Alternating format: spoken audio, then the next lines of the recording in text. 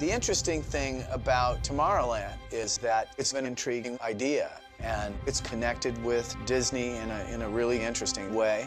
In our modern world, everywhere we look, we see the influence science has upon our daily lives. Many of the things that seem impossible now will become realities tomorrow. Walt Disney was really interested in the future and all the possibility it could bring. It completely and totally fired up his creative imagination. A beautiful tomorrow, just a dream away. That says we're going places. There's progress ahead. A lot of this circles around who Walt Disney really was. He looked at the future with some idea that there's some hope and some positive outcome.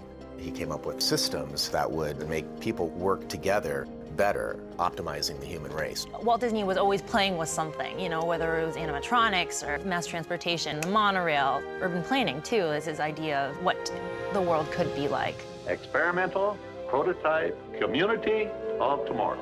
I think he thought the best way to do that was not to preach about it, but to do it. There's a lot of similarities between the last project he was working on, the Epcot Center, and Tomorrowland, which was this utopian version of what we at our best could be. Since I was a little kid, Tomorrowland has not always felt traditionally science fiction to me. It's almost felt like science fact. Some of these things haven't happened yet, but they can happen. Buckle up! And I think that the great thing about Walt is he inspired us to light that spark of optimism. We're getting a large canvas to paint on because the very word Tomorrowland is evocative. It evokes play and it evokes promise, freshness, you know, something that's unknown that's about to be here.